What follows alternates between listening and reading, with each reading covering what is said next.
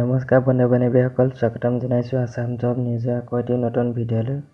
আজিৰ ভিডিঅ'টোত জনাম যে ডিব্ৰুগড় ইউনিভাৰ্চিটিৰ ফালৰ পৰা এখন নতুন নটিফিকেশ্যন আহিছে। এই নটিফিকেশ্যনত কিনো আছে তাকে আজি চাওঁ আহক। Notification regarding remaining papers of the first, third and fifth semester BA, BSc and BCom backlog examination non-CBCS 2021. Yet it is hereby informed to all concerned that the view of the present situation occurs due to the rapid spread of COVID-19 pandemic all over the country and as recommended by the committee constituted to support university and colleges is a smooth conduct academic affairs affected by the COVID-19 pandemic in 2021.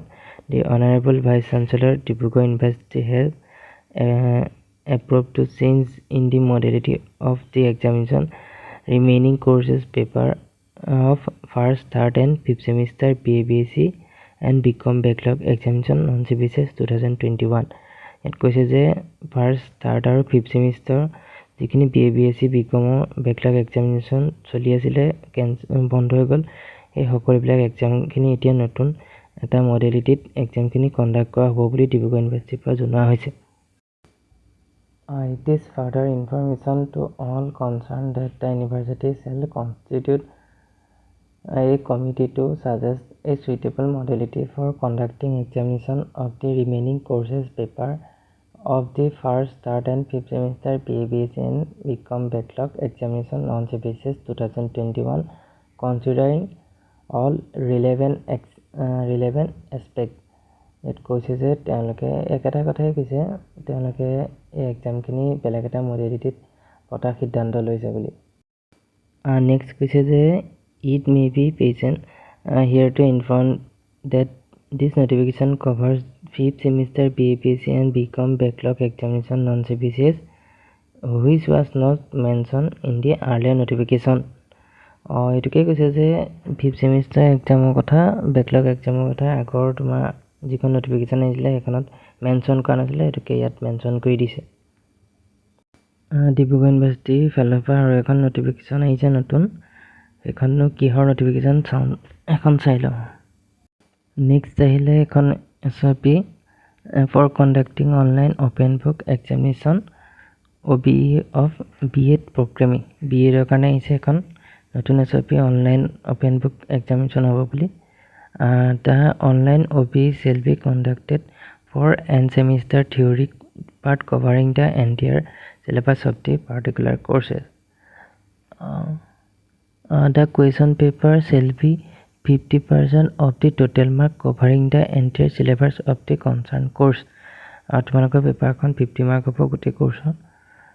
The duration examination full paper shall be 2 hours 120 minutes and that for the half paper shall be 1.5 hours. আৰু তোমালোকে যিহেতু 50% হ'ব সেইকাৰণে ইয়াত 1 hour and 1.5 hour হ'ব বুলি কৈছে। Candidates shall be allowed to access refer to all books resources judicially. ইয়াত তোমালোকে কৈছে যে কেণ্ডিডেটে তোমাৰ এক্সেছ কৰিব পাৰিব যিখিনি বুক বা বেলেগ ৰেফাৰেঞ্চ কিবা।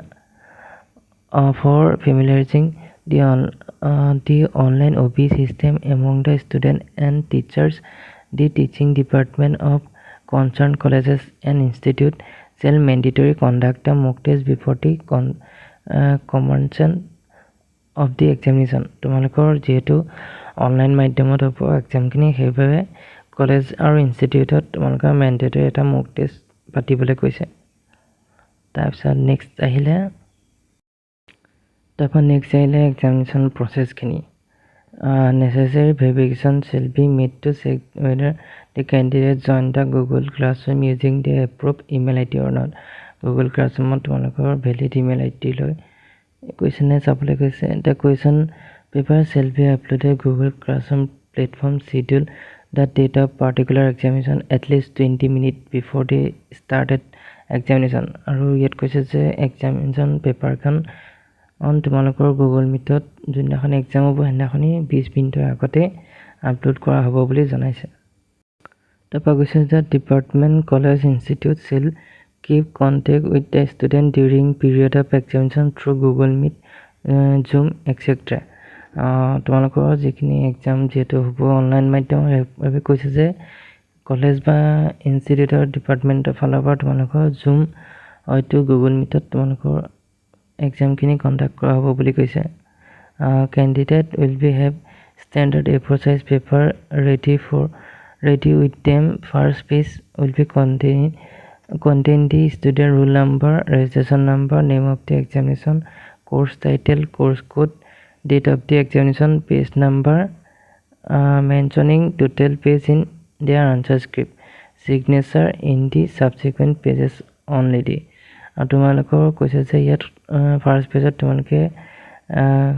তোমালোকে সকলোবিলাক লিখিব লাগিব ৰোল নম্বৰ ৰেজিষ্ট্ৰেশ্যন নম্বৰ কিহৰ এক্সাম আৰু এক্সাম কোৰ্ছৰ টাইটেলটো এক্সাম ডেট পেজ নম্বৰ আৰু টোটেল পেজ নম্বৰ আৰু তোমালোকৰ নিজৰ ছিগনেচাৰ আৰু সকলো পেজতে বাকিবোৰ পেজত তোমালোকে page roll number registration number course of the title signature এই সকলোবিলাক তোমালোকে প্ৰত্যেকখন পেজতে লিখিব লাগিব The exam shall write the answer from the first page itself. They should be use blue or black pen only. Right on side of better scanning and readability. However, in case the specific drawing and pencil and other colors may also be used. কৈছে যে ইয়াত তোমালোকে first পেজখন blue হয়তো black পেনে তোমালোকক লিখিবলৈ তোমালোকক কৈছে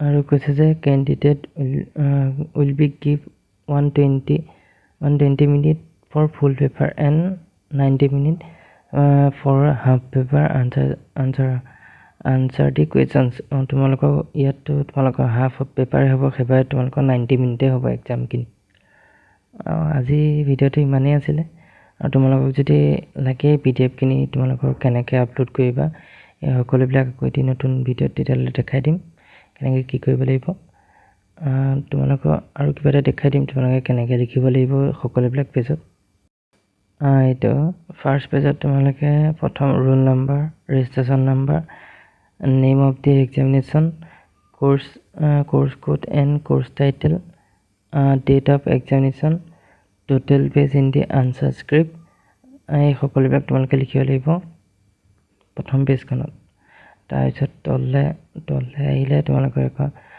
ছিগনেচাৰ অফ দি ষ্টুডেণ্ট তোমালোকৰ নিজৰ ছিগনেচাৰ আৰু বাকীবোৰ পেজত তোমালোকে পেজ নং ৰোল নম্বৰ ৰেজিষ্ট্ৰেশ্যন নং course code and course title এই সকলোবিলাক তোমালোকে সকলোখন পেজতে লিখিব লাগিব আজি ভিডিঅ'টো আছিলে ইমানেই যদি ভিডিঅ'টো চাই ভাল পালা তেন্তে প্লিজ চেনেলটো ছাবস্ক্ৰাইব কৰি বেল আইকনটো অনত টিপি দিবা আৰু ভিডিঅ'টো সকলোবিলাকে লগৰবোৰৰ লগত শ্বেয়াৰ কৰিবা Thank you.